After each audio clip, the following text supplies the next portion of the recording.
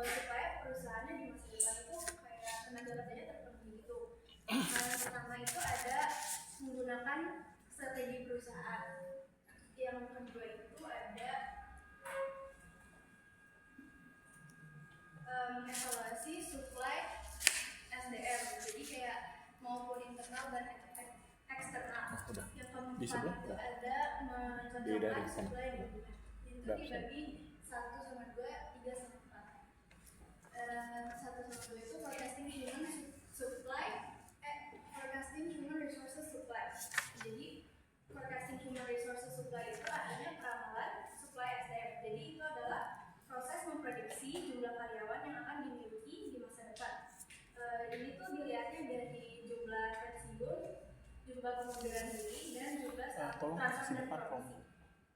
Yang kedua ada matching supply dan demand. Untuk ini mereka itu kayak dilihat dari permintaan tenaga kerja yang lebih besar dari supply.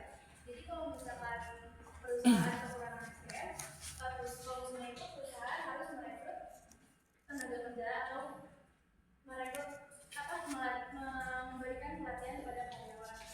Kalau dan juga itu tuh juga berguna untuk sebaliknya. Jadi kalau misalkan perusahaan kelebihan SDM, jadi usaha yang akan dilakukan perusahaan itu harus mengurangi tenaga kerja kayak atau membatasi rekrutmen.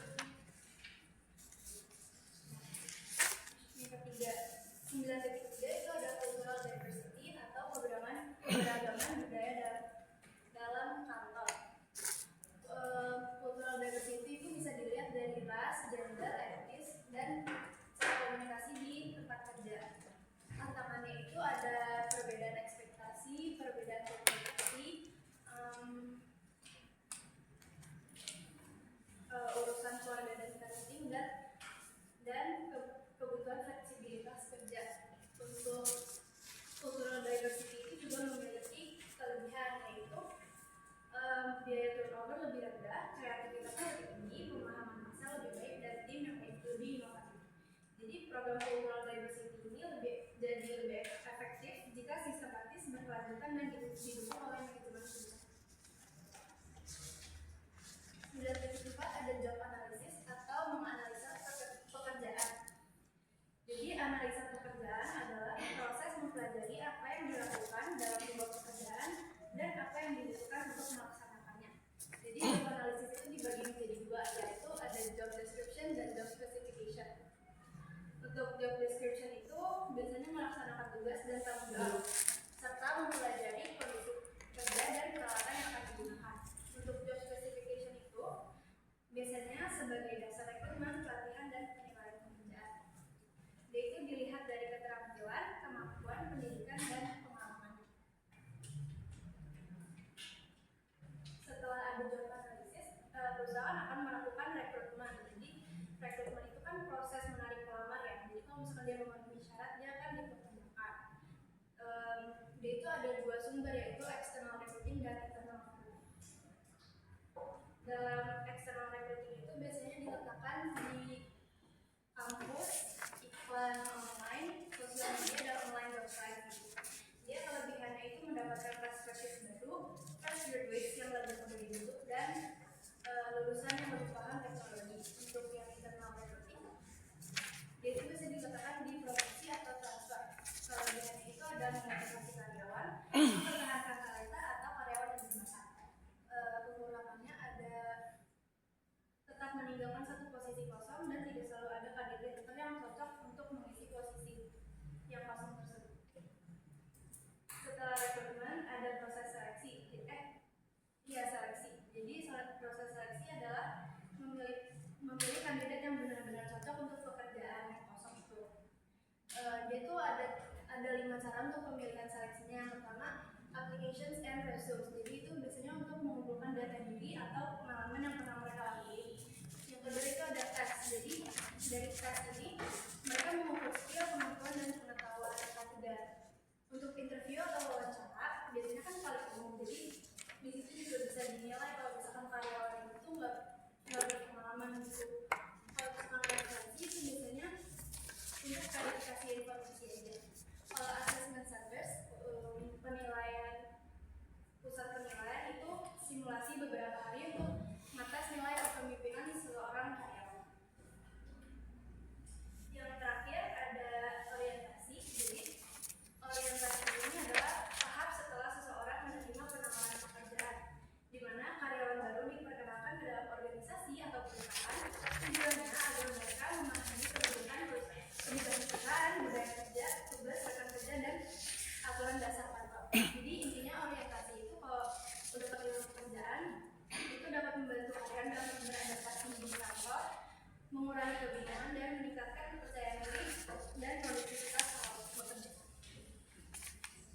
Oke, lanjut dulu.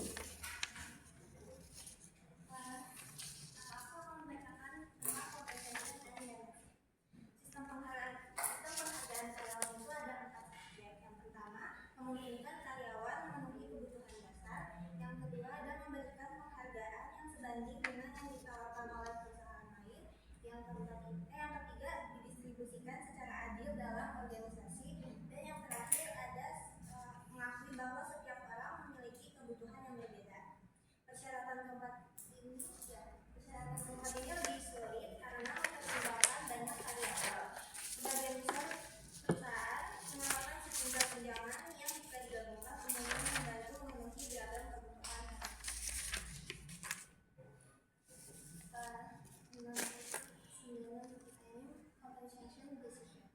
Kompensasi adalah pembayaran yang diterima karyawan sebagai imbalan atas pekerjaan mereka.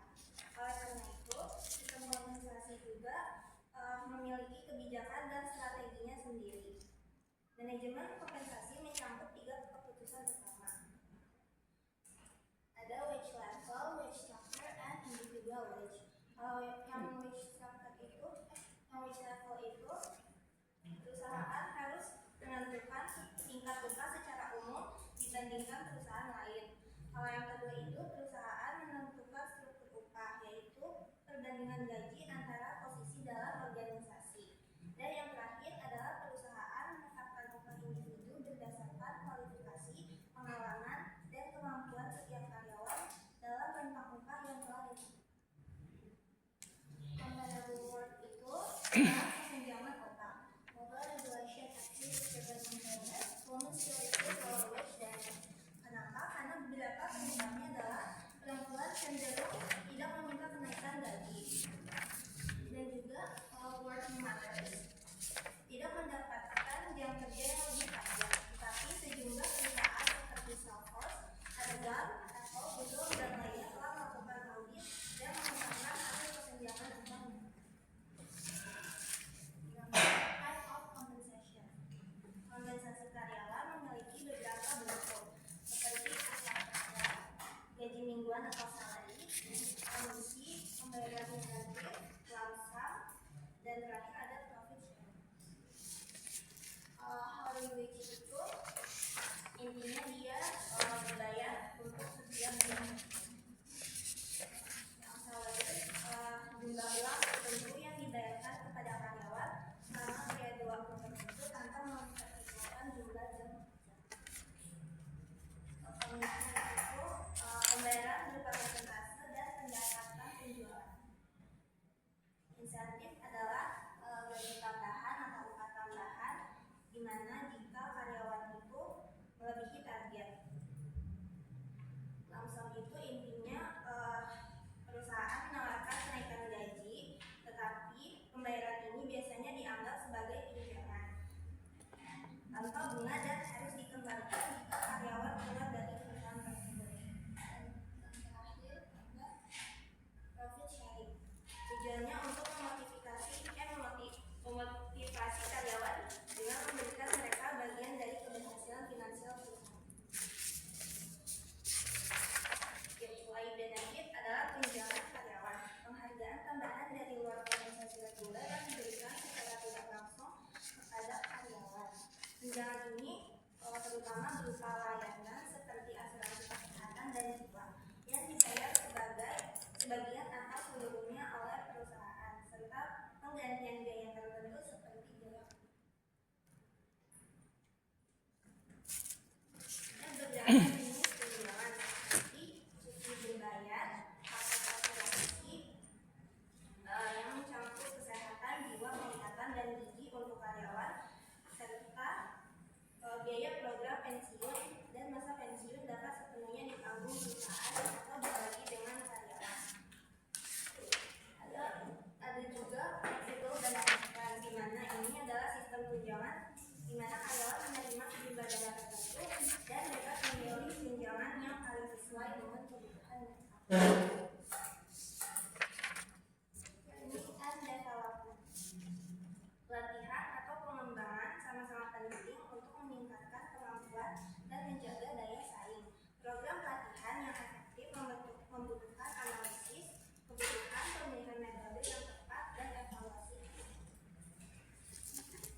Ya, stop dulu.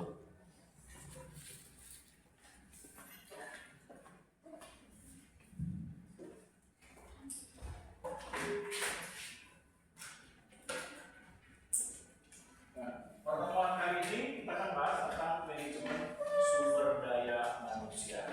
Nah, kalau kita berbicara mengenai manajemen sumber daya manusia, maka tidak terlepas dari tenaga kerja itu sendiri atau sumber daya manusia. Nah, hanya sumber daya manusia atau tenaga kerja lah yang mampu untuk mencapai tujuan dan sasaran. Hanya sumber daya manusia lah yang bisa mencapai produktivitas. Hanya sumber daya manusia lah yang bisa meningkatkan kinerja. Hanya sumber daya manusia lah yang bisa untuk mencapai suatu tujuan-tujuan perusahaan dan pengembangan bisnis. Nah, oleh sebab itu, sumber daya manusia atau SDM ini harus dikelola secara baik dan benar, dan harus memiliki persepsi yang tepat dalam mengelola sumber daya manusia, yaitu apa? Menganggap bahwa sumber daya manusia itu harus sebagai nilai aset yang berharga yang dimiliki perusahaan. Kenapa? Karena sumber daya manusia lah yang hanya bisa untuk mencapai tujuan, sasaran, produktivitas, peningkatan kinerja, peningkatan performa bisnis, dan lain sebagainya. Nah, sedangkan seperti misalnya modal, mesin, teknologi, informasi, itu merupakan sebuah alat yang digunakan oleh manajemen sumber daya manusia untuk menggerakkan nilai bisnis dalam mencapai tujuan dan sasaran. Nah, oleh sebab itu, persepsinya harus dipandang sebagai nilai aset yang berharga yang dimiliki perusahaan. Agar apa? Agar nantinya sumber daya manusia bisa dikelola secara baik dan benar. Dengan apa? Dengan mengedepankan prinsip efektif. Nah, ada yang bisa? Apa itu prinsip dari efektif dalam pengelolaan sumber daya manusia? Ada yang mau kasih komentar? Silakan. Prinsip efektif dalam pengelolaan sumber daya manusia. Nah, mungkin Vicky ada yang lain, silakan. Atau mungkin ketua kelas, boleh memberikan masukan. Oh, yang dulu, oke. Nah, seperti apa tuh prinsip efektif?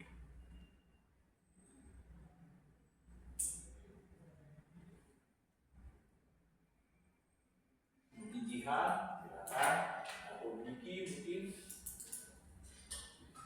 Bebas ya Pak, komentar aja gitu. Oke, boleh memberikan masukan apa nih efektif. Jadi sumber daya manusia itu ada prinsipnya Pak, itu salah satunya efektif. Jadi ketika sumber daya manusia ditingkatkan secara kinerja, itu tuh para karyawan atau manajer itu tuh bisa menjalankan produktivitas dengan baik Pak, dengan secara efektif. Jadi bisa dijalankan secara lancar gitu. Oke, berarti yang dibilang Vicky adalah tepat sasaran. Artinya pengelolaan manajemen harus tepat sasaran terhadap maksud dan tujuan perusahaan. Ketika perusahaan itu merekrut, mengambil tenaga kerja, dia harus tepat kepada nilai sasaran. Oke, baiklah.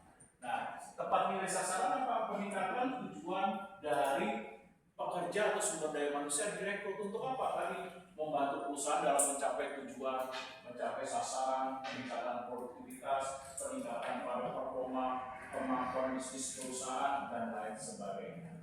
Nah, ada yang lain mungkin memberikan komentar apa itu efektif? Ya. Kalau ini menurut saya ya, Tidak apa-apa. menurut saya secara efektif itu dari manajer SDM itu memberi pekerjaan yang sesuai dengan kemampuan dan skill dari organisasi. Oke, bisa efektif mengalokasikan sumber daya manusia secara tepat dan benar. Nah, seperti apa tadi? Bagaimana merekrut tenaga kerja menempatkan dia secara benar, yaitu in the right man, in the right place. Berdasarkan apa tadi? Kemampuan, keterampilan, keahlian. Nah, sehingga pada saat dia ditempatkan, dia bisa optimal untuk bekerja dalam apa? Menunjukkan keahlian, kemampuan, dan juga menyelesaikan berbagai tugas-tugas dalam pekerjaan. Nah, ada yang ngasih komentar lagi? Silakan. Apa itu efektif? Itu Pak, kalau menurut saya itu pengelolaan secara efektif itu si manajer itu memakan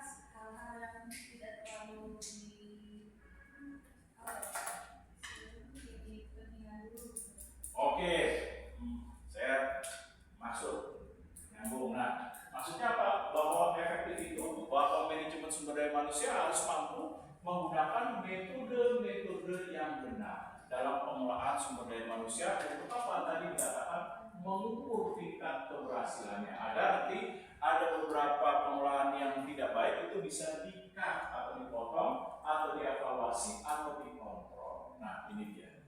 Iya, mau ngasih tanggapan silakan. Kamu kayak penyeimbang strategi menciptakan lingkungan Oke, bisa. Nah, efektif itu mampu menyeimbangkan antara pengelolaan sumber daya manusia secara optimal dengan strategi perusahaan supaya nanti sumber daya manusia bisa optimal dalam menjalankan setiap tugas, kewenangan dan tanggung jawab terhadap nilai-nilai pekerjaan yang diberikan oleh perusahaan. Nah, inilah efektif. Jangan lupa dalam pengelolaan sumber daya manusia selain efektif juga mengedepankan efisien. Nah, ada yang mau kasih komentar? Nah, apa itu efisien? Mungkin dari sebelah kanan dulu, kanan, maaf kiri. Nah, ada mungkin dari sini yang mau memberikan tanggapannya bahwa pengelolaan sumber daya manusia harus melihat dari sisi efisien. Ya, silakan. Memaksimalkan hasil dari sumber daya minimal, waktu, biaya, dan tidak mencapai tujuan organisasi secara Oke, betul. Jadi mengoptimalkan sumber daya organisasi untuk mengelola pengelolaan tenaga kerja secara optimal. Dengan apa? Misalnya penggunaan nilai anggaran. Perusahaan harus bisa mengalokasikan anggaran secara tepat untuk apa? Mendukung setiap program-program dari sumber daya manusia. Untuk apa? Misalnya anggarannya untuk pelatihan, untuk seminar, workshop, dan lain sebagainya. Nah, sehingga dia harus bisa mengoptimalkan sumber daya organisasi seperti biaya, anggaran untuk mendukung program kerja, di mana nanti diukur keberhasilannya sejauh mana agar nanti bisa efektif. Artinya apa? Efisien. Artinya apa? Jangan sampai sumber daya yang dikeluarkan oleh organisasi sia-sia, tidak memberikan efek atau dampak dalam peningkatan pengelolaan sumber daya manusia. Nah, ada yang mau ngasih komentar lain? Silakan, efisien. Ayo. Nah, jangan takut. Nah, nggak mungkin saya salah, selalu saya bilang, betul, enggak. Setiap jawaban yang saya berikan pasti saya tandai. Ya. Oke, meminimalkan pengeluaran. Artinya perusahaan akan menghitung nih berapa ya nilai anggaran yang dikeluarkan, bagaimana mengukur keberhasilan, bagaimana untuk melihat sejauh mana pencapaian perusahaan, sehingga dia menghitung berapa besarnya sumber daya manusia yang harus dikeluarkan. Jangan sampai terbuang sia-sia. Oleh sebab itu perlu adanya nanti manajemen sumber daya manusia menetapkan metodenya dalam menilai setiap anggaran, tingkat keberhasilan dalam pengelolaan sumber daya manusia. Nah, tentu kalau kita bicara sumber daya manusia, ini tidak terlepas dari nanti tujuannya. Nah, kira-kira apa tujuan perusahaan melakukan pengelolaan sumber daya manusia? Nah, pasti ada tujuannya. Sama seperti misalnya kalian jam 10.30 datang ke kampus, pasti ada tujuannya kan? Nah, begitu juga sama sumber daya manusia dikelola. Perusahaan rela mengeluarkan biaya, rela untuk mengeluarkan anggaran, rela untuk mengeluarkan misalnya berupa metode-metode dan lain sebagainya untuk sumber daya manusia. Pasti ada tujuannya. Nah, kira-kira apa tujuannya? Oke, dengan pengelolaan sumber daya manusia diharapkan dapat memperoleh, mendapatkan, dan mengelola sumber daya manusia secara tepat. Seperti apa? Seperti sumber daya manusia yang berkualitas, yang handal, yang terampil, kompeten, dan lain sebagainya. Nah, lalu apa lagi bisa memperoleh dan mendapatkan sumber daya manusia yang handal, terampil, nah apa lagi? mengelola perusahaan. Ya, satu-satu dulu, biar saya dengar. Yang mana dulu? Oke.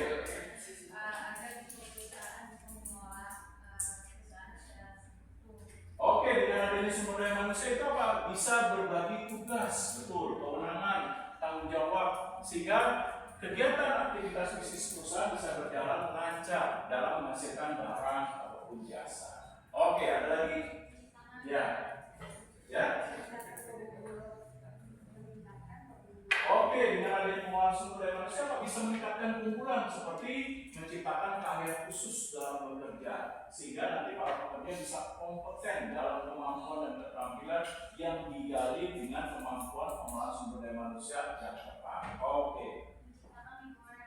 Oke, dengan adanya pengelolaan sumber daya manusia kita Pak menciptakan lingkungan yang sehat berdasarkan apa?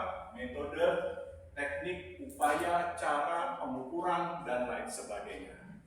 Nah, ada lagi? Oke, ya. Oke, dengan adanya pengelolaan Pak bisa mencapai tujuan strategis, yaitu apa tadi?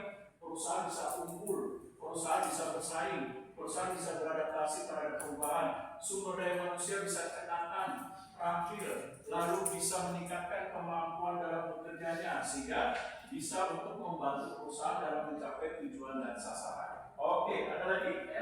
Ya, sabar ya, nanti kita ya. Bisa dengan adanya tujuan SDM itu apa? Bisa mengolah kinerja supaya kinerja dapat ditingkatkan sesuai kebutuhan tantangan yang dihadapi perusahaan seperti perubahan lingkungan bisnis dan lain sebagainya. Oke, ada lagi? Ada di sini sebelum saya pindah ke sana? Oke, dengan adanya tujuan pengelolaan sumber daya manusia Pak memastikan bagaimana pekerja bisa dikelola dengan baik untuk menciptakan apa? Kepuasan kerja.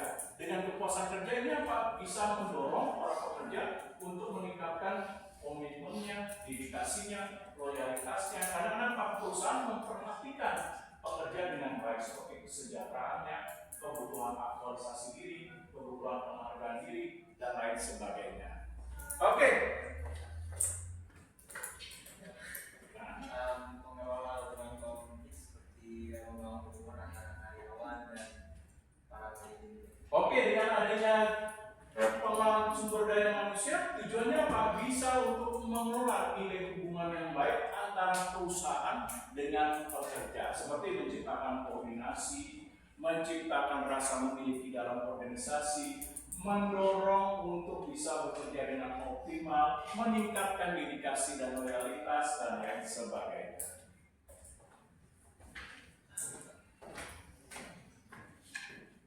Nah, tentu itu semua diperlukan dalam manajemen sumber daya manusia. Nanti manajemen SDM ini diberikan kewenangan dan tanggung jawabnya. Nah, yaitu apa? Pertama, melakukan rekrutmen. Nah, ada yang bisa kasih komentar apa itu rekrutmen?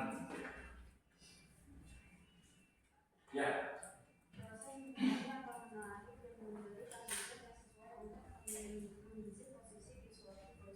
Oke, jadi upaya, proses, kegiatan, aktivitas, metode yang digunakan oleh manajemen sumber daya manusia untuk apa? Menarik terhadap kebutuhan tenaga kerja. Misalnya contoh, dalam perusahaan ada yang mengundurkan diri. Nah, jangan dibiarkan. Kenapa? Karena bisa mengganggu aktivitas perusahaan dalam produktivitas. Mungkin ada yang sudah pensiun. Nah, ketika ada yang pensiun, berarti perusahaan harus mengganti supaya kegiatan aktivitas bisnisnya tetap berjalan dengan baik sehingga memerlukan rekrutmen. Lalu apalagi ada karyawan yang sakit, misalnya sakit sampai kronis sehingga dia tidak bisa bekerja lagi, berarti memerlukan adanya rekrutmen kembali. Nah, sehingga kegiatan dan aktivitas bisnis yang dilakukan perusahaan bisa berjalan sebagaimana mestinya dengan baik dalam pencapaian tujuan dan sasaran.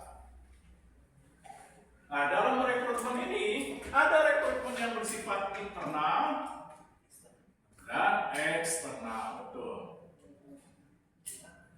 Nah, ada yang kasih komentar, kita bahas dulu secara eksternal. Apa ini rekrutmen secara eksternal? Apa rekrutmen yang diadakan di luar dari lingkungan perusahaan? Oke, cakupannya aksesnya lebih besar di luar perusahaan seperti melalui surat kabar.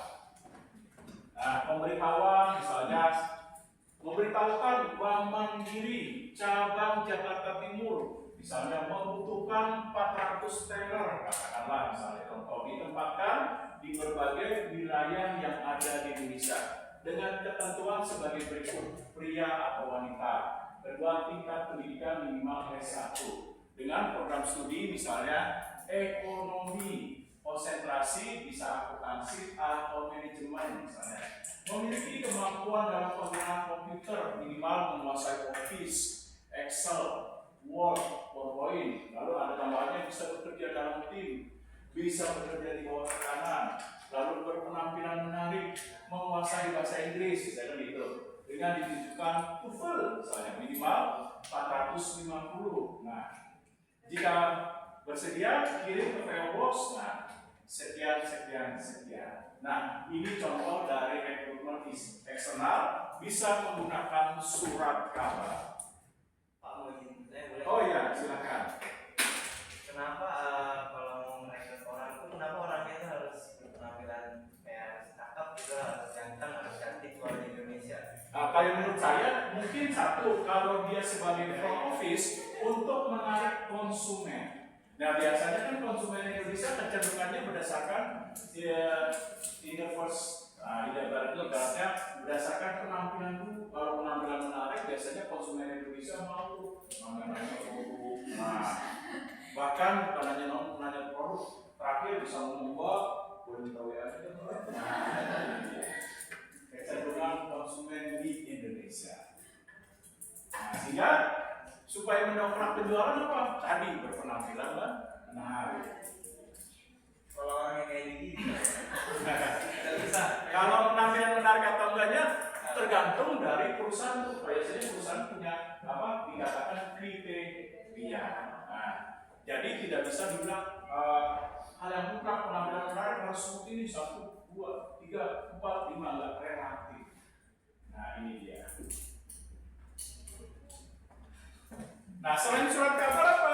Bisa dengan melalui iklan di televisi. Nah, misalnya melalui stasiun televisi RCTI, SCTV, Metro TV, dan lain sebagainya. Misalnya mengiklankan. Contoh, perusahaan misalnya Bluebird membutuhkan 500 supir taksi dengan ketentuan sebagai berikut: minimal tamatan SMA misalnya, bisa bekerja dalam tim, lalu bisa untuk bekerja secara lembur, lalu menguasai area wilayah sejabotabek misalnya, memiliki SIM mobil yang masih hidup dan lain sebagainya, SIM A. Nah, ini contohnya dengan melalui televisi. Nah, lalu apa lagi? Selain eksternal, selain surat kabar, TV, bisa dengan radio. Nah, kan kalau kalian mungkin kuliah sambil nyetir mobil, dengar radio kan suka ada iklan-iklan.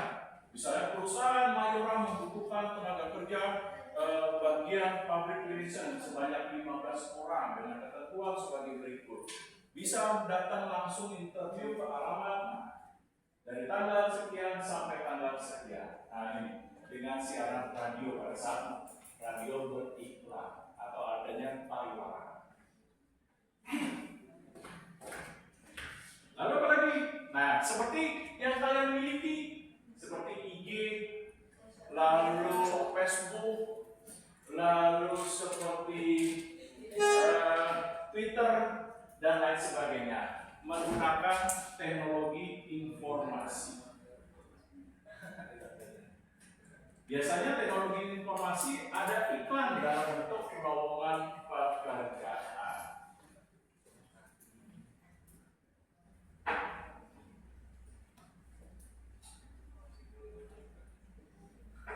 Nah, lalu apa lagi selain surat kabar, TV, radio, teknologi informasi, ada secara eksternal yang lain? Oh, dengan menggunakan bisa brosur. Kalau mulut ke mulut biasanya secara internal. Nah, di mana cakupannya lebih aksesnya lebih sedikit, seperti dari mulut ke mulut atau pakai spanduk.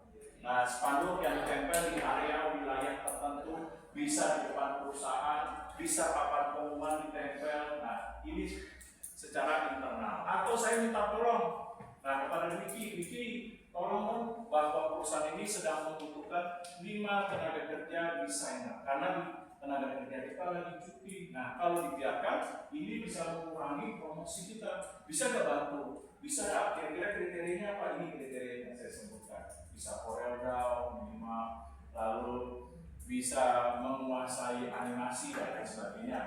Bisa coba cari? Bisa. Nah, ini contohnya. Dari mulut ke mulut, di mana karyawan yang sudah lama bekerja dimintakan tolong, diberikan rekomendasi berupa kewenangan dan tanggung jawab untuk mencari tenaga kerja yang dibutuhkan perusahaan.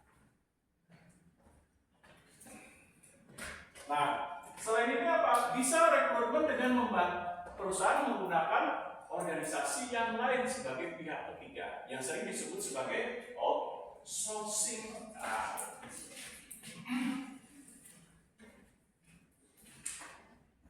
Tapi ingat, outsourcingnya harus dinilai secara benar. Kadang ada outsourcing dalam tanda kutip yang bandel. Bandelnya apa? Kalian kerja udah jasanya ditahan, sudah ditahan, dipotongnya gede lagi, misalnya dipotong sampai 1 atau 2 juta. Nah, habis itu hak-hak kalian misalnya tidak diberikan secara penuh. Jadi kalau dalam hal menggunakan outsourcing itu harus dilihat, dibaca lagi isi perjanjiannya dengan benar. Jangan langsung main tanda tangan. Kalau tanda tangan artinya apa? Kalian kayak seperti lagu, aku tertipu, aku terjebak. Nah, jangan sampai tertipu dan terjebak. Baca hati-hati isi perjanjian kontrak daripada outsourcing. Nah, ada yang resmi, ada yang tidak. Jadi hati-hati dilihat perizinannya. Nah, kita bisa cek tuh dari Depnaker. Nah, terdaftar nggak di Depnaker? Nah, itu dia.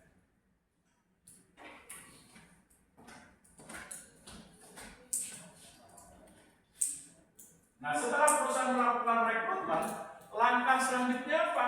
Dalam tugas kewenangan dan tanggung jawab manajemen sumber daya manusia, melakukan selection. Nah, apa ini selection? Ada yang mau ngasih pendapat? Selection? Ya, silakan. Nah, tenang. Mau saya berdua? Oke. Oke.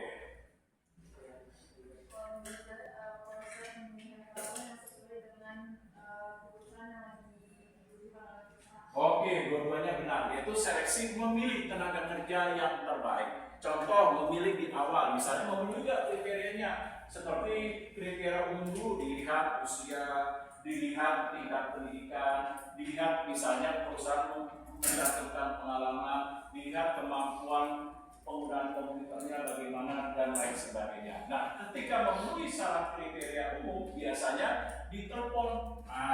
Selamat pagi, Assalamualaikum, kami dari PT Mayora Indonesia ingin mengundang Bapak Wiki untuk hadir di perusahaan saya, di mana nanti beralamatkan di Jalan Jenderal Sudirman, gedung nomor 8, nomor 65, di lantai 12. Nah, nanti Bapak akan melakukan seleksi dimulai jam 10.30. Nanti Bapak harus menemui dengan Ibu Fatmawati Susanti. Bersedia Pak? Ya, bersedia. Nah, ini nanti selection awal. Nah, selection awal ini apa? Bisa melakukan tes wawancara. Misalnya Diki ditanya, Saudara Diki setelah memasukkan perusahaan ke PT Mayora sebagai pabrik laser, apa motif Saudara Diki untuk bekerja di perusahaan kami? Nah, ditanya. Habis itu pertanyaan kedua, kalau Saudara Diki diterima dalam perusahaan kami, apa kontribusi yang bisa diberikan oleh perusahaan kami sebagai Mayora? Nah, pertanyaan selanjutnya misalnya, Saudara Diki, apakah Saudara Diki yakin dengan pendidikan Saudara Diki bisa memberikan yang terbaik bagi perusahaan ketika diterima? Nah, ini contohnya, tes wawancara. Ditanya, tujuannya untuk mendapatkan informasi seperti alasan dia bekerja, tujuannya, apa kemampuannya, apa keterampilannya, apa motif dalam bekerja, dan lain sebagainya. Nah, kalau tes wawancara sudah lulus, katakanlah dilihat hasilnya.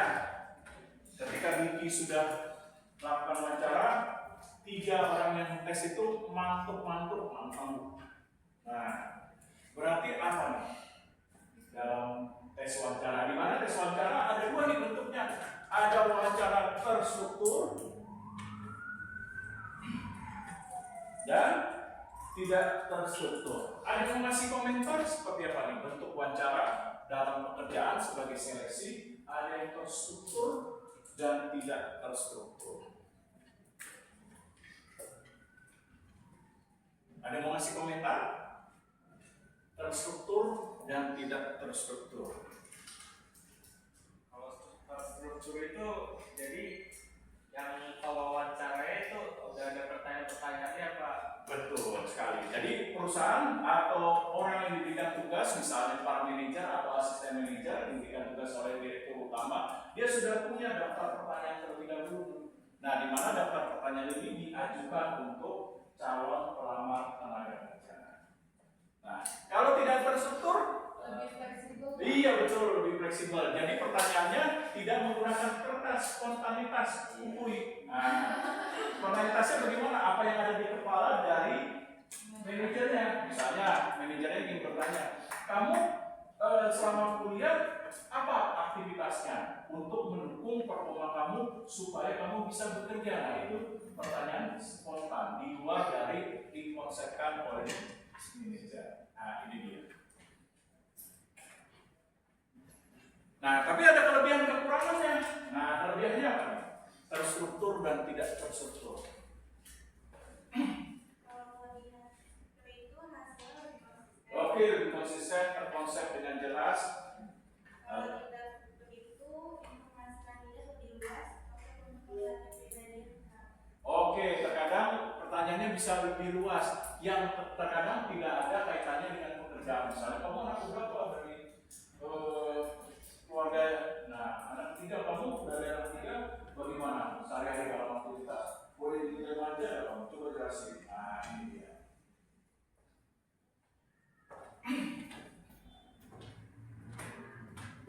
Nah, habis melakukan tes wawancara, nanti bentuk pelaksananya ada wawancara yang bersifat personal.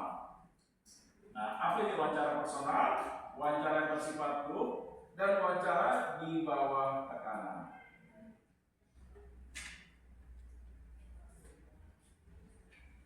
Nah, kita uraikan satu persatu.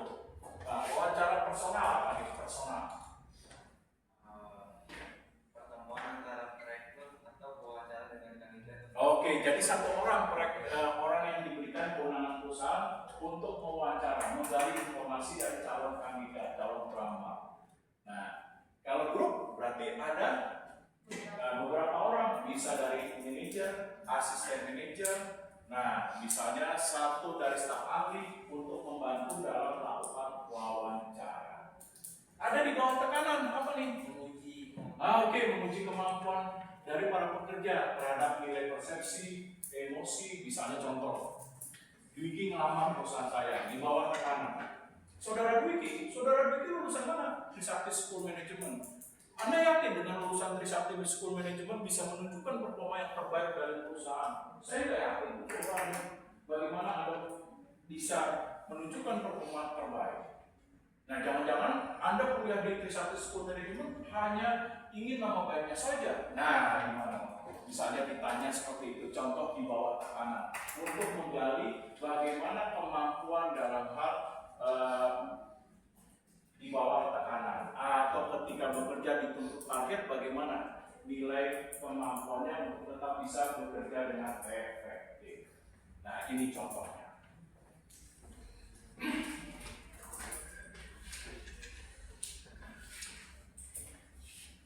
Nah, setelah seleksi sifatnya wawancara, apalagi? Jangan lupa seleksi yang sifatnya tertulis. Nah, apa ini tertulis? Biasanya tes tertulis. Oke, bisa tes psikotes. Nah, kan sudah ada tuh perusahaan. Nah, misalnya wawancara sudah lulus. Nah, biasanya perusahaan akan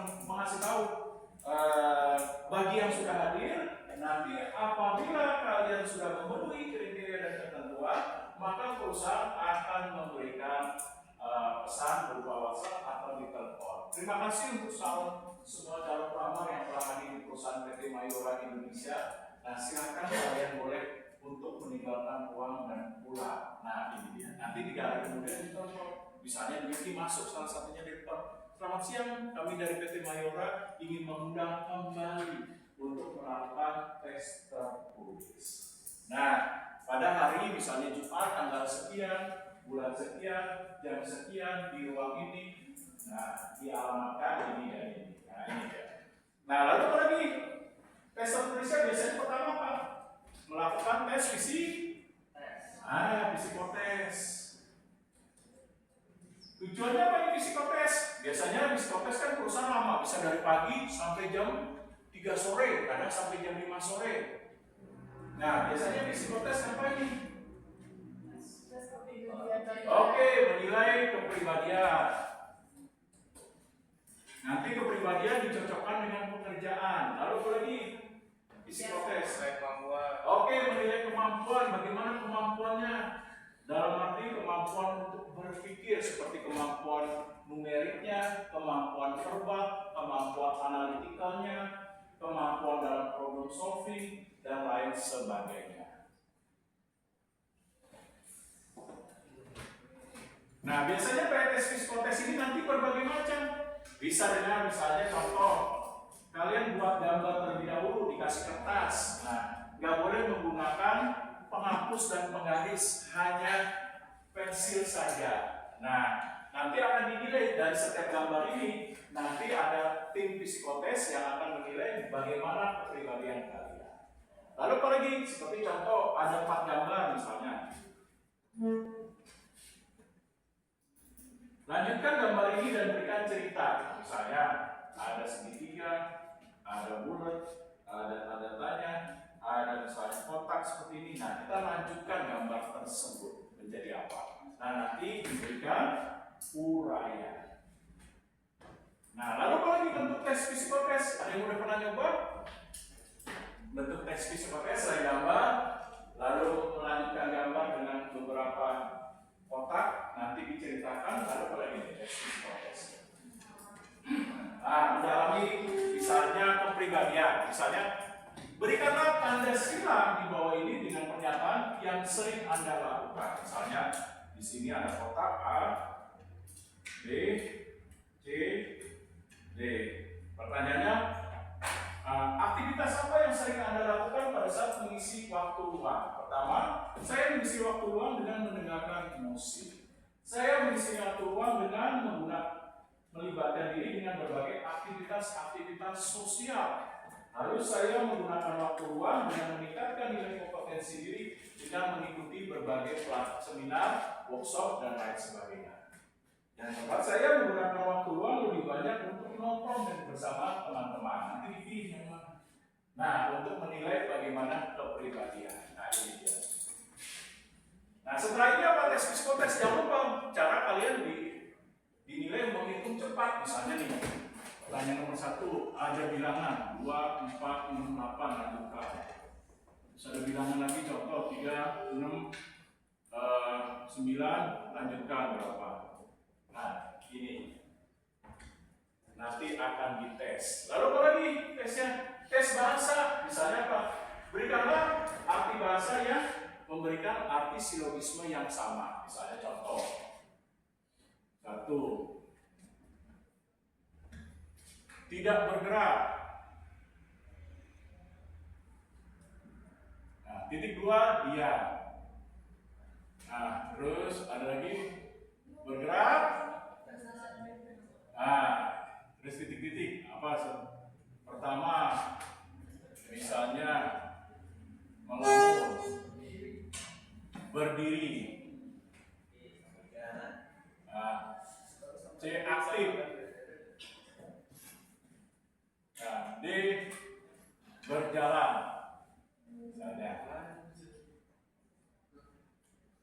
Nah, ini contoh dari tes-tes bentuk psikotes. Nah, setelah tes psikotes dinyatakan lulus, apa nih langkah selanjutnya dalam seleksi tenaga kerja di suatu perusahaan?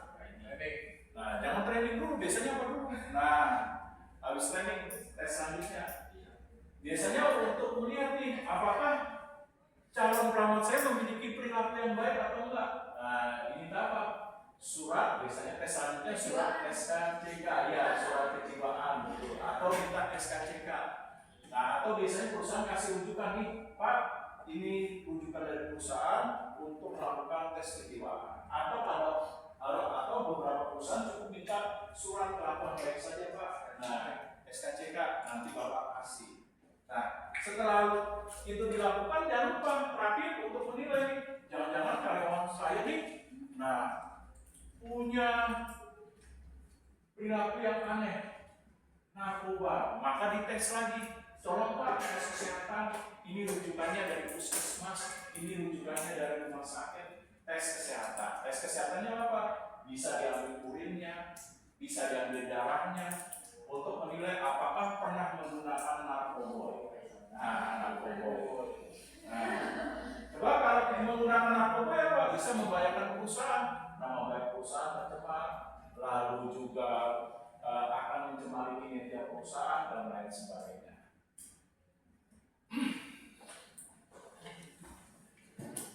Pak, Ya, silakan. Nah, sesudah tes kesehatan, apalagi tes biasanya dalam perusahaan. Jangan lupa tes wawancara lanjutan. Biasanya dia melamar di posisi mana? Oh, saya melamar di posisi misalnya quality control, maka tes lanjutannya saya berhadapan dengan wawancara langsung manajer produksi. Nah, ini dia.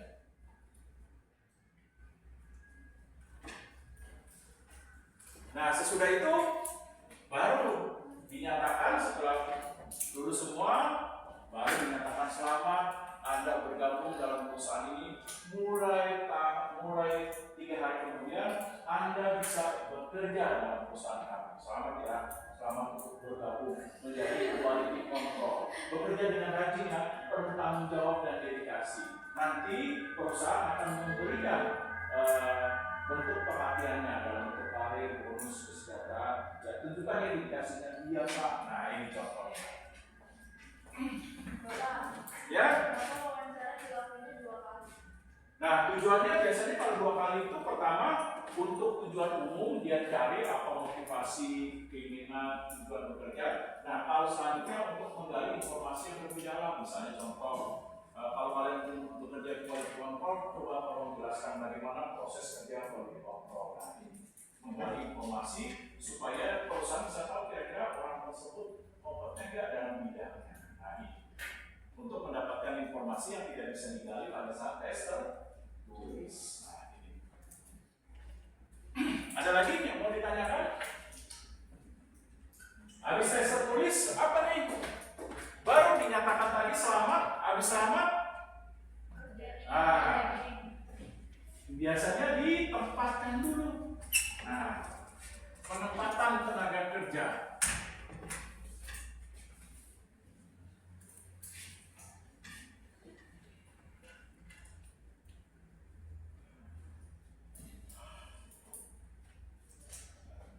Berdasarkan hasil tes ditempatkan. Nah, setelah penempatan, baru perusahaan akan menguraikan apa tugas, kewenangan, tanggung jawab, dan alat-alat yang dibutuhkan dalam bekerja seperti fasilitas dan sarananya. Yang dinamakan job description. Nah, lalu habis itu perusahaan apa? Membuat terlebih dahulu juga, menguraikan lebih lanjut job summary-nya. Nah, apa nih job summary? Oh ya, silakan. Job summary. Ada yang mau kasih komentar job summary?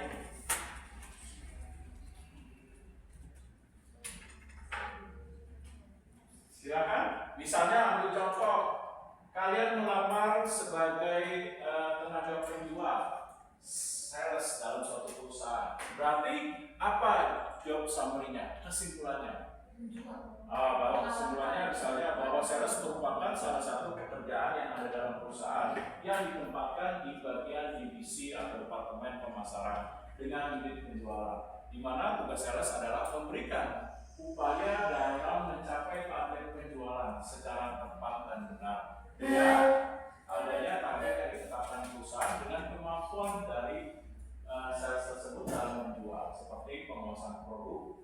komunikasi dan pendekatan persuasif kepada konsumen. Nah, ini kesimpulannya.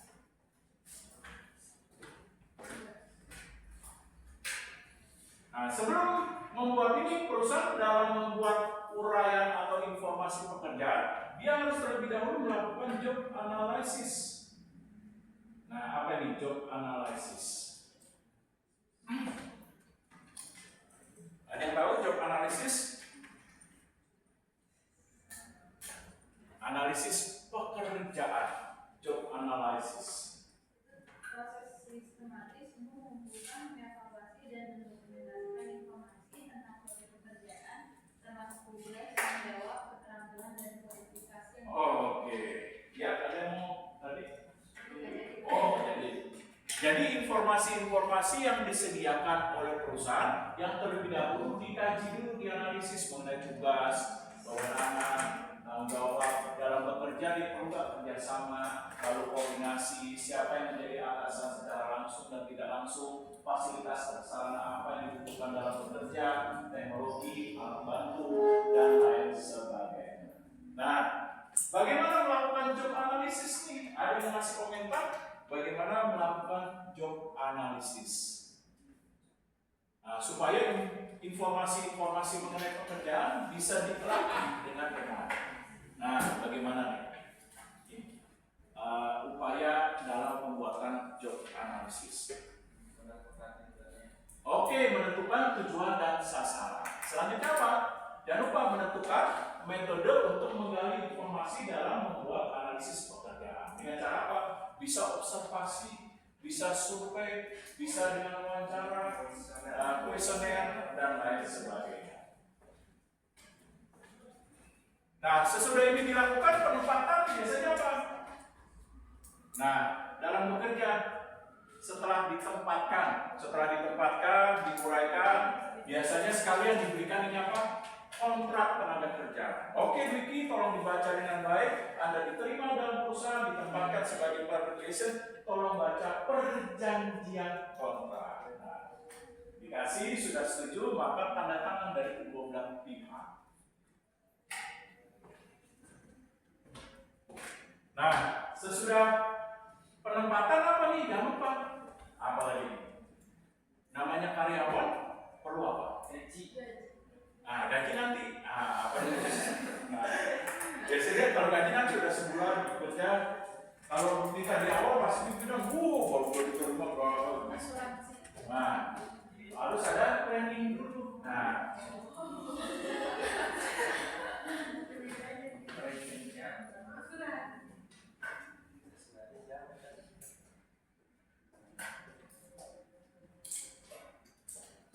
jangan lupa karyawan diberikan pelatihan supaya apa? Kemampuan, keterampilan dan karyanya terbentuk sehingga pada saat dia bekerja dia bisa melaksanakan pekerjaan dengan baik sesuai dengan apa? Kewenangan, tugas, tanggung jawab yang diberikan. Nah, training ini apa? Pertama bisa orientasi. Nah, apa ini orientasi? Sama seperti kalian nih. Pada saat ada mahasiswa baru sebelum perkuliahan biasanya ada kampus 3 hari, ada yang seminggu. Nah, tergantung setiap kampus punya kebijakan masing-masing. Nah, itu orientasi apa? Masa pengenalan perlu diperkenalkan ini perusahaan kami, visi dan misinya, struktur organisasinya, perusahaan kami bergerak di bidang apa, lalu ini pimpinannya, ini manajernya, nanti kamu ditempatkan bekerja di unit ini rekan-rekan kerja kamu. Nah, ini dia orientasi. Nah, kalau masa orientasi sudah selesai, apa nih? Biasanya diberikan diberikan pelatihan. Pelatihan metodenya ada yang bersifat classroom. Apa ini classroom? Atau teaching method. Atau bahasa mudahnya Indonesia ceramah. Nah, ada yang mau ngasih komentar? Nah, seperti ini. Nah, ini contohnya nih.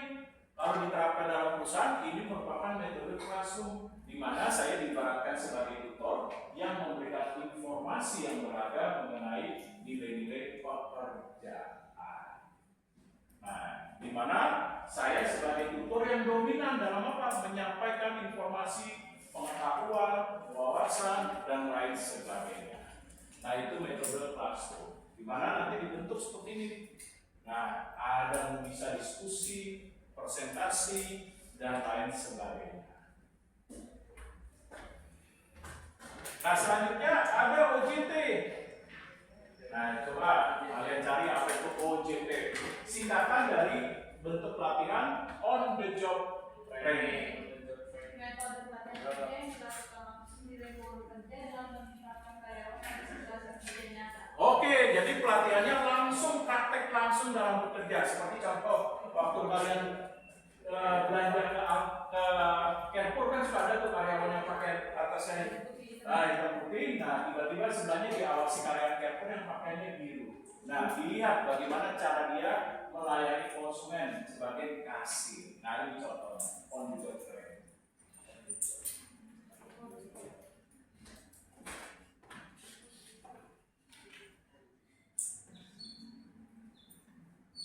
Nah, selanjutnya ada metode pelatihan dalam bentuk CBT, Computer Based Training. Apa itu?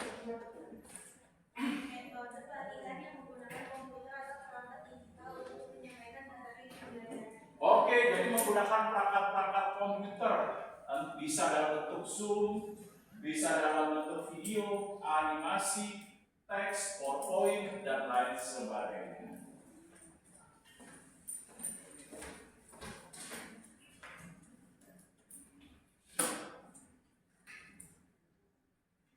Ada dari metode dalam pelatihan simulation.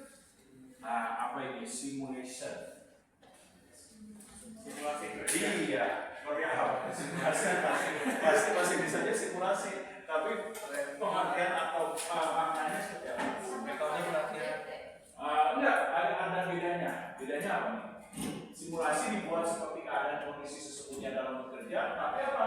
Pemanfaatan teknologi seperti contoh Garuda Indonesia. Sebelum Garuda Indonesia memberikan kewenangan untuk pilot boleh menerbangkan pesawat, diberikan pelatihan dulu seperti simulasi pesawat terbang. Nah, nanti setiap calon-calon pilot nanti akan dinilai menggunakan komputer.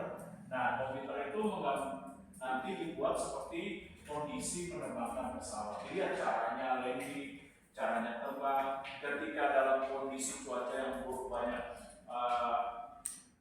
awan, bagaimana mengatasinya. Nah, ini contohnya.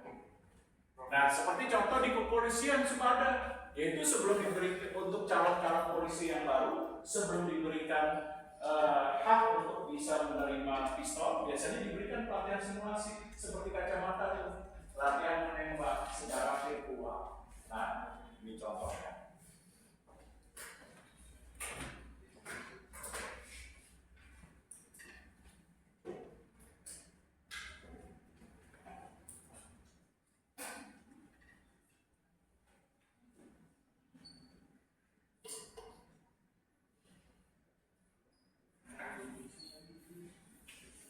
Lalu case study. Ada yang tahu case study? Iya, seperti apa case study? Contohnya di mana? Ya. Contohnya mungkin nanti bakal dibikin suatu grup atau secara personal, jadi nanti bakal dikasih kasus kayak kondisi ada situasi seperti ini apa yang akan mereka lakukan. Oke, jadi menggambarkan situasi, kondisi, keadaan, bagaimana untuk bisa memberikan suatu keputusan, mengembangkan alternatif, problem solving, dan lain sebagainya. Contoh misalnya nih, perusahaan menggunakan data strategi perusahaan tahun 2024. Nah, itu bisa digunakan sebagai studi kasus. Nah, nanti diberikan kepada calon pelatih, peserta pelatihan, nanti akan dinilai kemampuan dalam menganalisisnya. Nah, ini contohnya case study. Nah, dalam pelatihan itu keputusan pelatihan tidak seperti sulap bim salabim, abrak-abrak apa saja langsung jadi. Enggak. Dalam hal pelatihan ada proses untuk mengambil keputusan berupa singkatannya A, D, D, I, E. Nah, coba kalian searching. A-nya itu dimulai dari analisis. Nah, siapa yang lebih dulu dapat?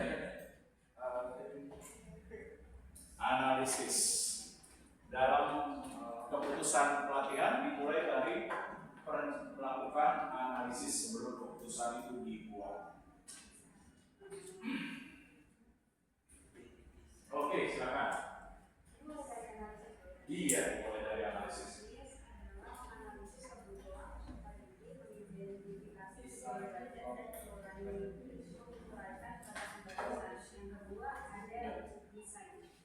Satu-satu aja dulu. Analisis ya. Berarti analisis menguraikan tujuan, sasaran, maksud dari pelatihan itu dilakukan. Nah, lalu di area mana pelatihan itu akan dilakukan, berapa banyak jumlah peserta, apa yang mau ditingkatkan dalam pelatihan tersebut atau dibentuk dalam pelatihan tersebut, berupa kemampuan, keterampilan, keahlian, pengetahuan dalam bekerja, dan lain sebagainya.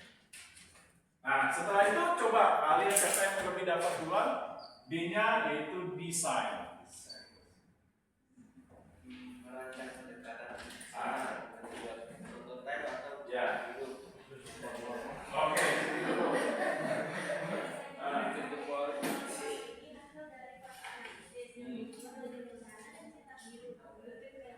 Oke. Merancang pendekatan institusional dan membuat rencana, menentukan sasaran pembelajaran, penilaian, dan materi pembelajaran. Oke. Ada lagi? Ya tadi sama baca apa?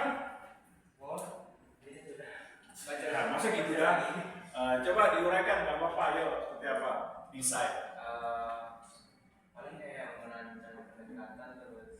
Oke, dalam desain betul tadi merancang pendekatan, metode-metode dalam pembelajaran, lalu menentukan materi-materi apa yang mau diberikan, bagaimana mengukur pelatihan, seperti tes apa yang mau diberikan, tugasnya, lalu bagaimana metodenya, misalnya apakah nanti ada diskusi, tanya jawab, case study, nah dan lain sebagainya.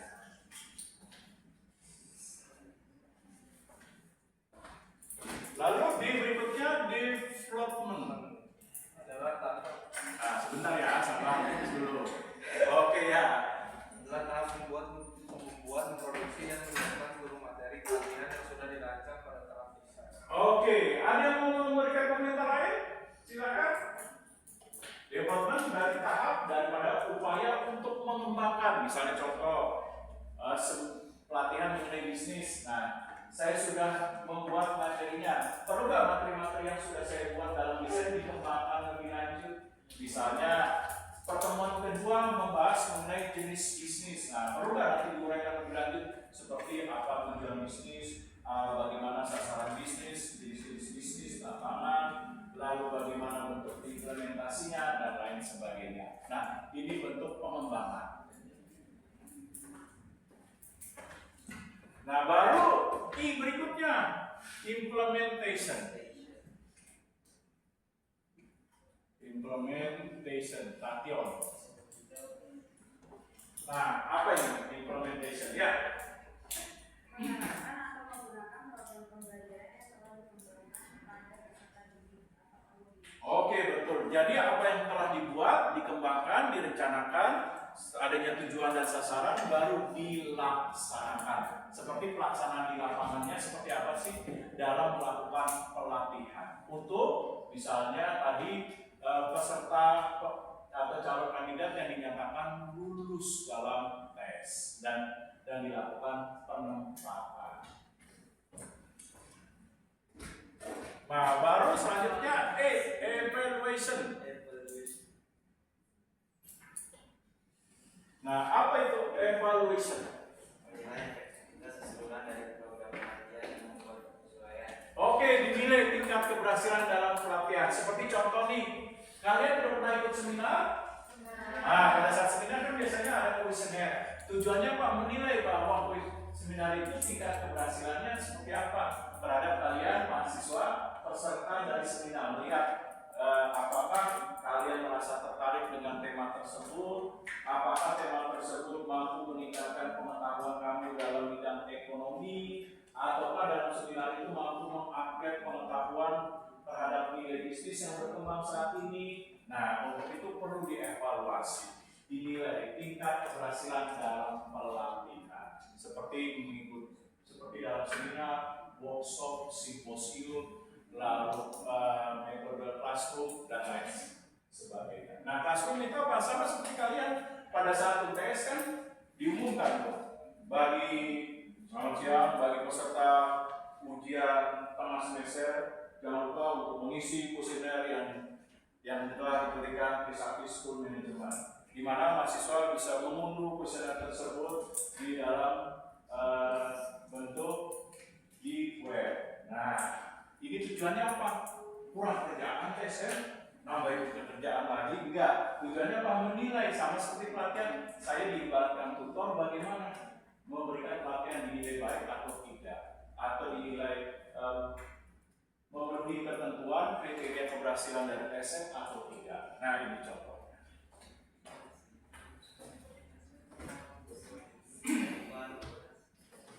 Nah, saya stop dulu. Ada pertanyaan mungkin Islami? Nah, ada yang mau ditanyakan? Enggak? Oh, belum.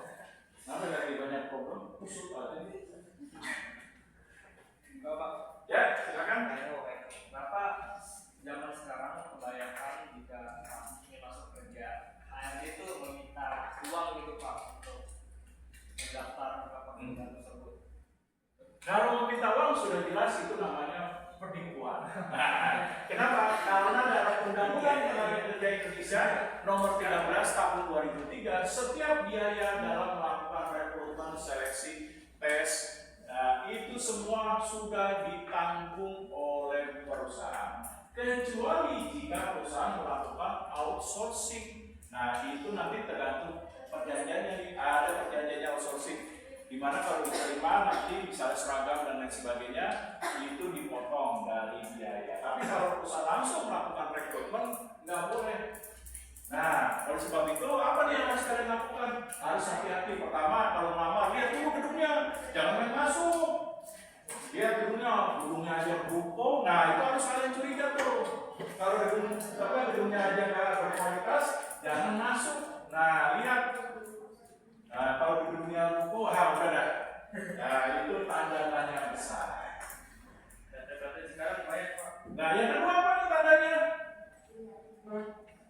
Yang kedua, selain dari lihat kok gedung, biasanya, nah, yang kedua apa dilihat? Dari lihat tesnya, kalau tesnya membutuhkan 300-500 tenaga kerja dengan kriteria latar belakang pendidikan apapun, nah ini harus curiga nih. Nah, harus dicuriga. Kalau persyaratannya mudah, nah harus curiga. Yang ketiga apa? Kalau di awal dia tidak melakukan tes, harus curiga nih. Misalnya ada masuk melakukan tes, yang diomongin duit dulu. Nah, karena Anda sudah rekrut, jadi biaya pendaftaran dan lain sebagainya harus juga curiga. Nah, lalu apa lagi? Kalau Anda sudah masuk penasaran, hati-hati. Nah, kalau saya triknya dulu waktu masih fresh graduate, itu saya triknya uang besar saya masukin di sini, kos kaki, uang recehan 2000, 1000 masukin di dompet. Nah, ditanya, masa ada duit nih? Cuma ada sini doang, 10.000, 2.000-an, padahal saya tahu lebih besar di kos kaki. Nah, saya nggak punya duit, udah nggak apa-apa deh. Nah, kasih deh, cuma goceng apa-apa lah, uang kopi goceng doang 5.000. Nah, ini contoh trik yang saya lakukan pada saat dulu. Bapak, Ya. sekarang tuh buat PNS itu bisa dilakukan secara online ya Pak? Bisa. Nah itu tuh gimana caranya biar minim kecurangan gitu? Ya pasti ada yang curang kalau online. Nah, biasanya kalau tes online tertulis kalau minim kecurangan agak susah. Susahnya kenapa? Dia bisa membuka berbagai aplikasi. Nah, ini dia. Nah, kecuali kalau perusahaan perangkat teknologi informasinya canggih, dia bisa mendeteksi. Nah, tapi kalau perusahaan perangkat teknologi informasinya nggak canggih, susah ya untuk bisa melacak kecurangan-kecurangan yang dilakukan kandidat pada saat tes yang bersifat online. Nah, itu dia.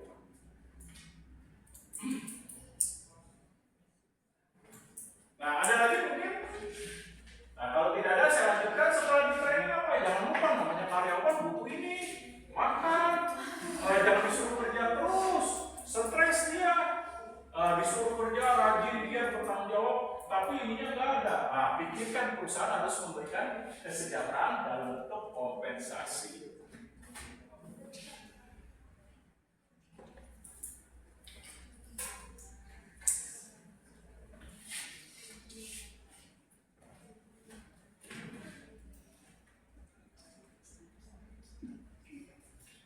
Nah, kompensasinya apa?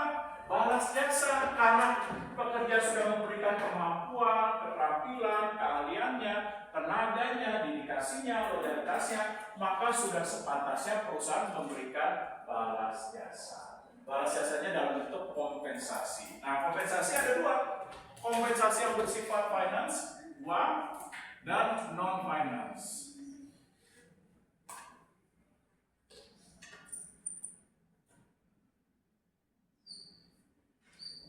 Nah, kalau dalam bentuk finance apa? Seperti gaji. Nah, itu apa nih gaji? Bentuk imbalan yang diterima dalam setiap periode. Ada perusahaan tanggal 1, tanggal 5, tanggal 10, ada karyawan menerima tanggal 25, tanggal 27. Nah, ini gaji. Nah, biasanya gaji itu mau berprestasi atau tidak, karyawan berprestasi atau tidak, biasanya diterima dalam jumlah yang sama. Nah, lalu ada selain gaji apa nih? Tunjangan. Nah, ada dalam bentuk upah. Nah, upah dulu apa nih bedanya gaji dengan upah? Ya. Oke, upah itu berdasarkan per jam. Atau ada yang harian, ada yang mingguan. Misalnya contoh, suatu saat Wiki rumahnya rusak, mau renovasi, membutuhkan 5 tenaga renovasi. Nah, akhirnya, Pak bisa ke borongan, kira-kira 3 bulan selesai. Boleh deh Pak, berapa ya? Sudah mingguan 1 juta. Gimana ya? Jangan 1 juta dong Pak, nawar deh upahnya jangan terlalu tinggi. 700 deh Pak, oke setuju. Nah ini upah. Jadi kalau udah pekerjaan sudah selesai renovasi berarti apa? Nggak dapat lagi upah. Nah ini contohnya.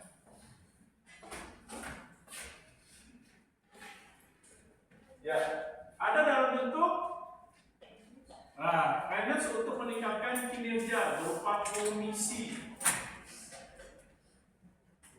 Nah, supaya Wiki tambah rajin, tambah giat, tambah tekun untuk mencapai target, berarti kasih komisi. Apa ini komisi?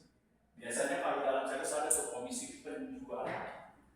Kalau produksi ada komisi produksi, misalnya bekerja dalam pabrik minuman, misalnya saat ini dihargai kalau bisa 200, tiba-tiba perusahaan rajin, perusahaan kerjanya bisa sampai 3.000 kali 500. Nah ini tambahan untuk kerajinannya, menyelesaikan produk dengan cepat.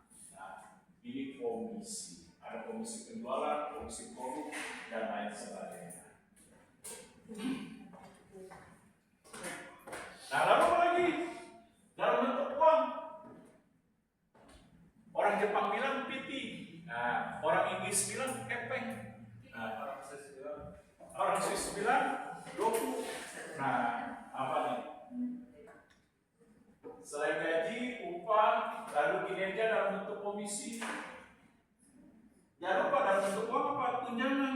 Seperti kalian sudah bekerja mengharapkan, wah dikit lagi Idul Fitri, lumayan di THR.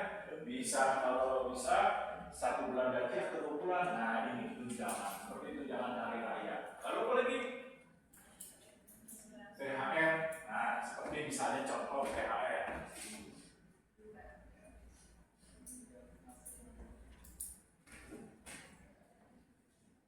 Nah selanjutnya kalau non finansial apa nih?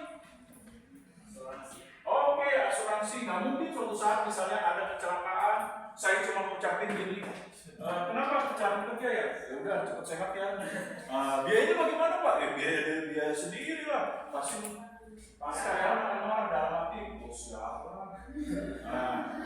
Mungkin nggak berani di depan tapi di hati ngeduluan soal mama kakak bisa sampai kesal saya bisa ngomong. Bosku karena apa? Dikarenakan ini tidak ada perhatian dalam bentuk misalnya seperti asuransi kesehatan, asuransi keselamatan jiwa, dan lain sebagainya.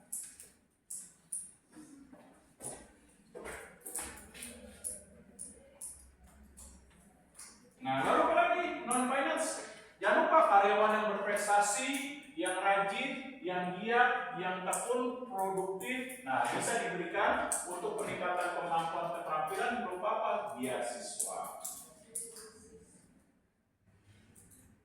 Nah, contohnya apa? Seperti BNI, BCA, Mandiri itu ada beasiswa. Misalnya teller ingin dia berprestasi, biasanya ditawarkan oleh manajernya, kamu sudah baik, mau nggak melanjutkan kuliah lagi S2 dengan ketentuan peraturan sebagai berikut. Nah, kalau mau nanti tanda tangan. Nah, sesudah itu nanti kasih beasiswa. Tujuannya apa? Meningkatkan kemampuan keterampilannya. Kalau sudah bagus, dia bisa dipromosikan jabatan.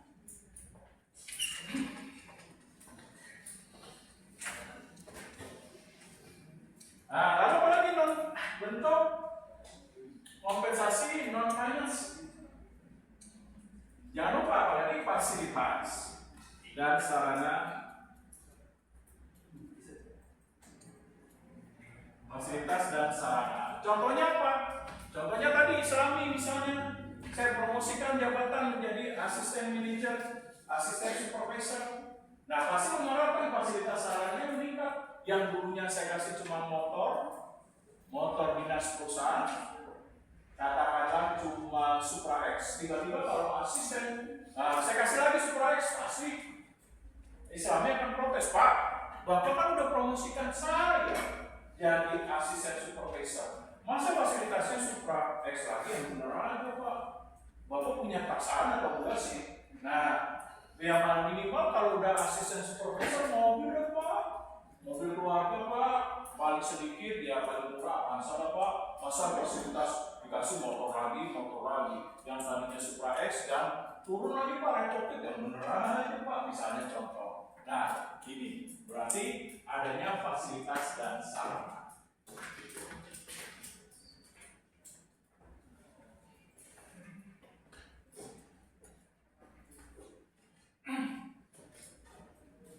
Nah, lalu apa lagi bentuk yang lain?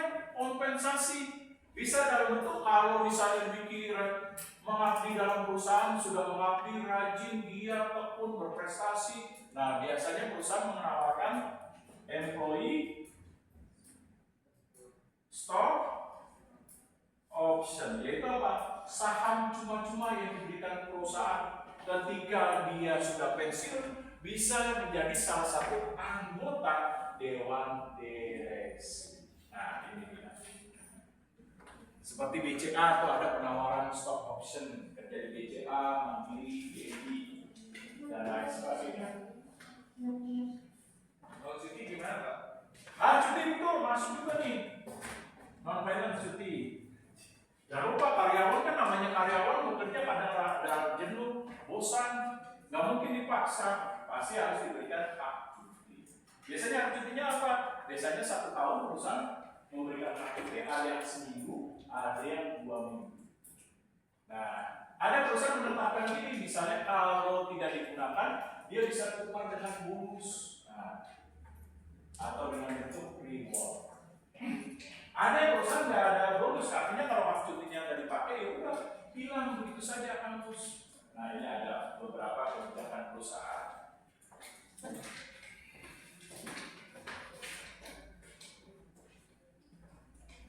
Nah, ada yang mau ditanyakan? Silakan. Mengenai kompensasi.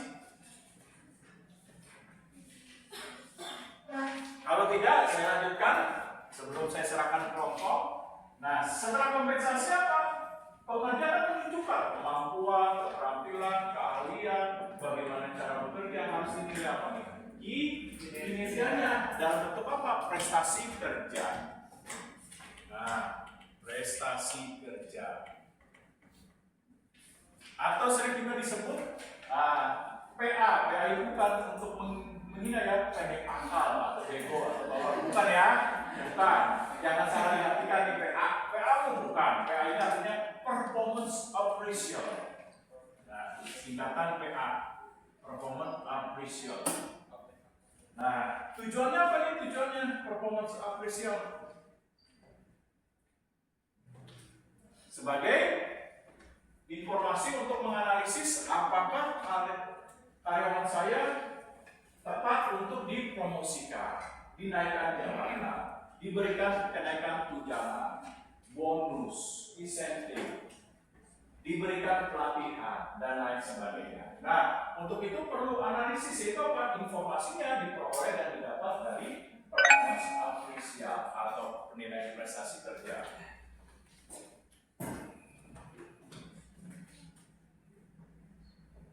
Nah, bentuk performance appraisal itu apa? Ada dalam bentuk ranking. Nah, coba kalian cari penilaian prestasi kerja dalam bentuk ranking. Apa tuh ranking?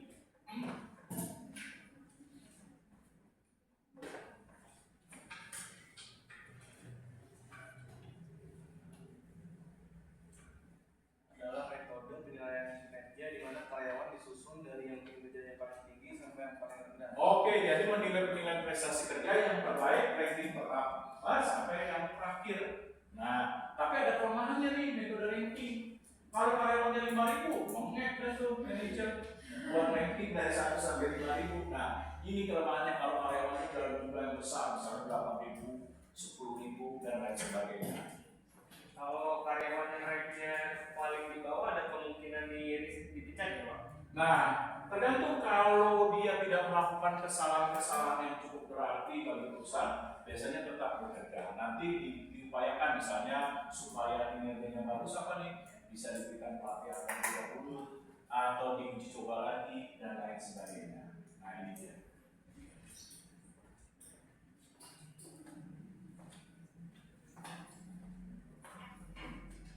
Ada dalam bentuk metode esai. Nah, apa di esai? Ada yang lihat? Nah, bentar ya. Ya.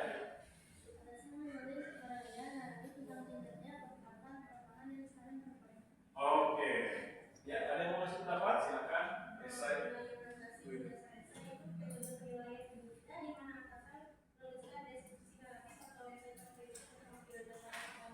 Oke. Silakan esai. Tadi di depan. Oh, enggak. Ada lagi?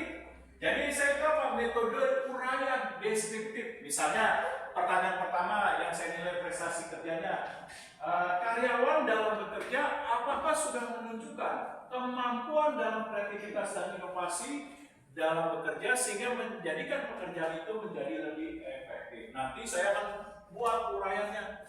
Nah, contoh, saudara Diki telah menunjukkan kemampuan dalam kreativitas dan inovasi dalam bekerja dengan baik dalam quality control terhadap pengambilan keputusan untuk menentukan standar kualitas produksi yang baik. Nah, ini contoh. Nah, dalam bentuk deskriptif.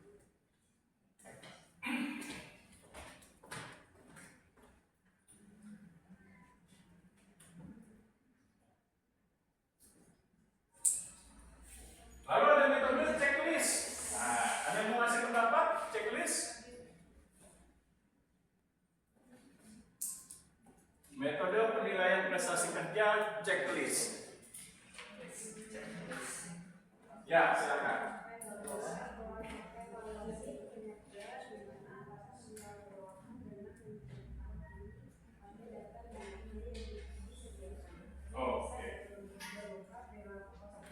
Oke.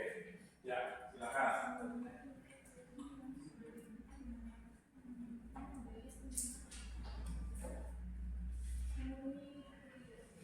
Oke, betul. Silakan.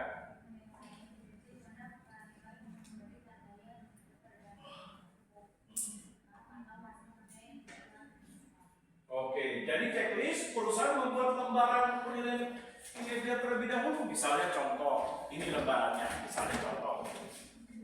Nah, nanti perusahaan menentukan di sini nih, menentukan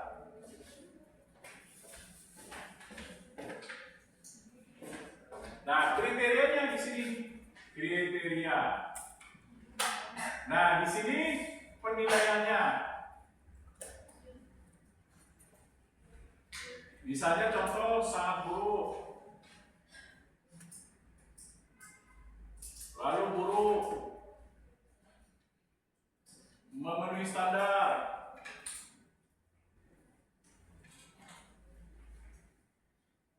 Lalu di sini baik, sangat baik misalnya.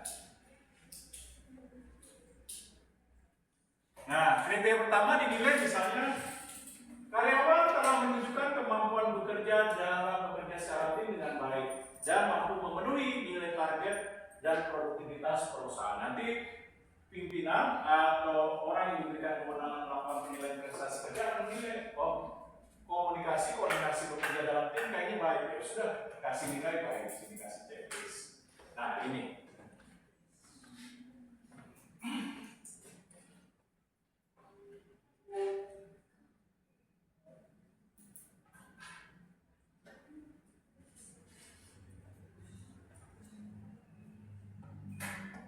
Ada force distribution. Nah, ada yang tahu force distribution? Bentuk penilaian ya. Karyawan dipaksa masuk kategori tertentu, misalnya 10% kinerja sangat baik, 20% baik.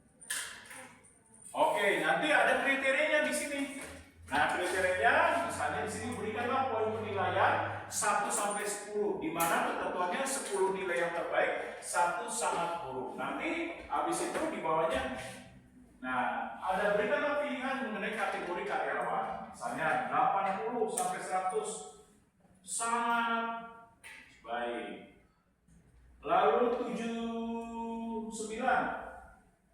kurang 20 berarti berapa? 69 ya? Hah? 79 per 20. Mas 9, katakan 60 lah. Jadinya misalnya 78. Nah, sini sangat baik, baik. Ini memenuhi kriteria.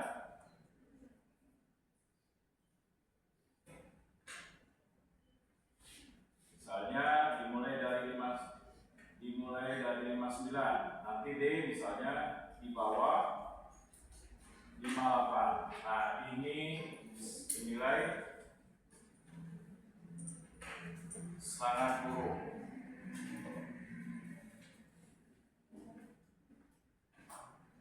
Nah, nanti setelah semua kriteria dijumlahkan, masuk nilai mana nih? Nah, ini dia, force distribution method.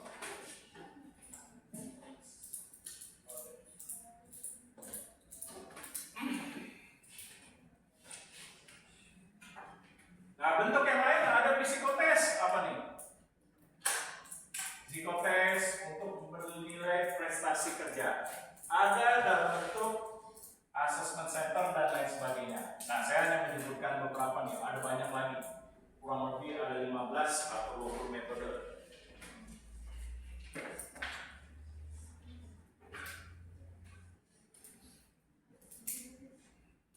Nah, kalau assessment center, ada yang tahu?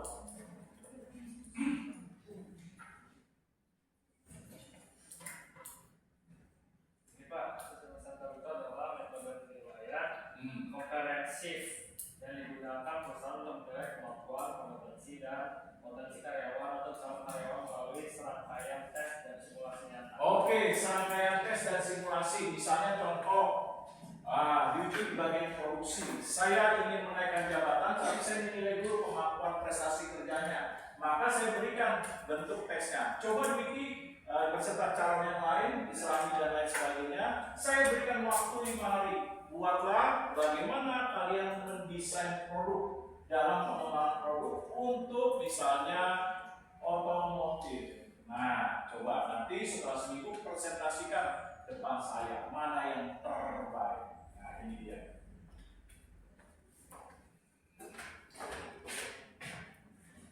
Nah, asesmen mengenai penilaian prestasi kerja ada yang mau ditanyakan?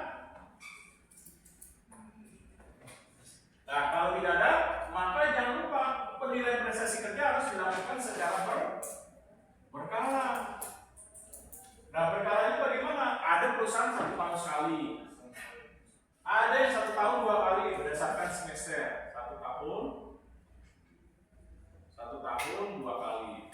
berdasarkan catur. Tahu catur? Bukan catur ada star, ada square, bukan. Catur setiap 4 bulan sekali. Berarti 1 tahun bisa berapa kali? 3 kali. Nah, timbul pertanyaan, kalau begitu yang mana benar nih Pak? Nah, dalam penilaian prestasi kerja mana yang benar? Kira-kira semuanya benar, tergantung dari tujuan perusahaan. Nah, setelah itu ada penilaian prestasi kerja tidak bias. Tahu tidak bias? Informasinya disediakan objektif. Nah, jangan ada pendapat persepsi pribadi masuk. Lalu jangan ada bentuk-bentuk bisa menimbulkan informasi yang tidak akurat. Berarti harus ada kriteria nih. Nah, coba kalian cari kriteria apa yang perlu dipertimbangkan dalam melakukan penilaian prestasi kerja.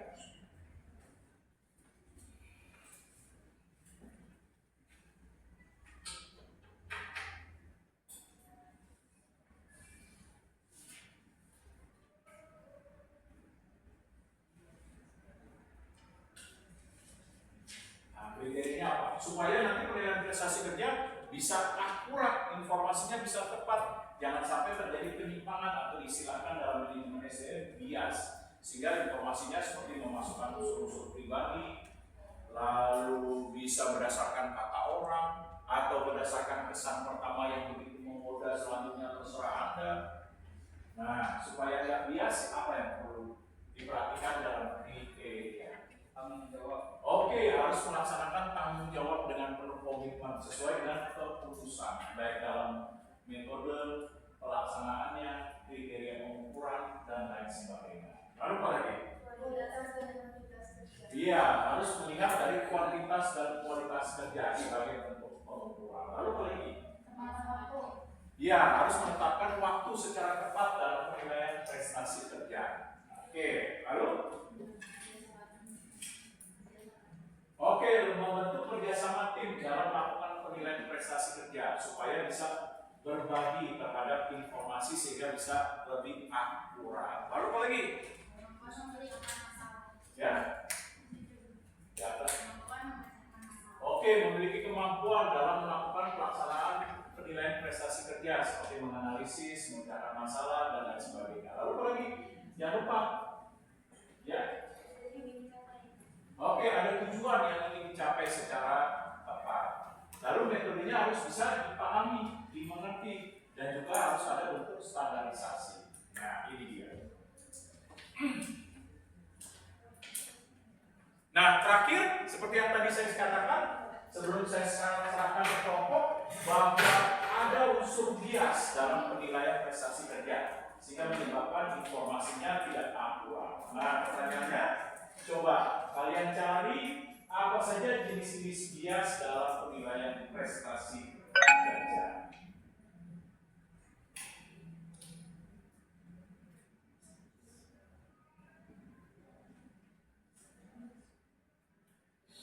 Ya, sudah ketemu? Oke, apa saja? Pertama ada bias stereotype. Oke, stereotype apa dong? Menilai individu berdasarkan asumsi kelompok tertentu, Pak. Oke, berdasarkan asumsi kelompok, misalnya saya fobia, ada rasa takut berlebihan yang tidak masuk akal terhadap orang yang berkulit hitam. Maka kalau orang yang kulit hitam, pekerja yang kulit hitam, selalu saya nilai buruk. Biarpun rajin, serajin-rajinnya, tetap aja saya nilai 50, 40. Nah, ini contohnya. Nah, lalu apa lagi? Jenis bias. Oke, attribution apa tuh? Kredit itu mengaitkan kinerja karyawan dengan faktor di luar kendali mereka, misalnya keberuntungan atau lingkungan. Oke, menilai keberhasilan karyawan itu hanya faktor keberuntungan saja. Nah, ini dia. Oke, lanjut. Apa lagi? Bias. Ya.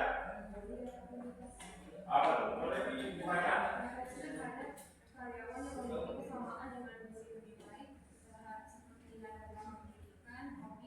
Oke, jadi penilaian prestasi kerja hanya berdasarkan dari nilai kesamaan dalam dirinya. Oke, tanpa ada ketentuan, aturan, metode yang digunakan secara tepat. Oke, lanjut. Bias Iya, seperti apa? Keadaan secara tidak sadar mencari, menafsirkan atau mengingat informasi yang menginformasi, prasangka atau ide awal mereka tentang seorang karyawan. Oke, jadi penilaian karyawan bukan berdasarkan penilaian secara langsung amatan, hanya berdasarkan prasangka-prasangka, informasi dari orang lain dan lain sebagainya.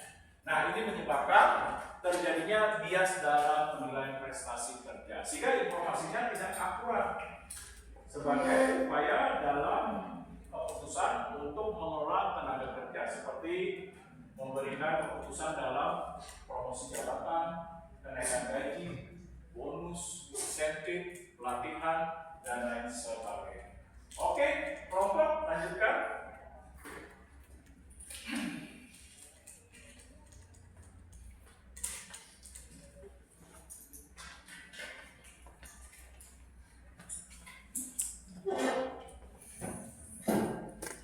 Oke, silakan.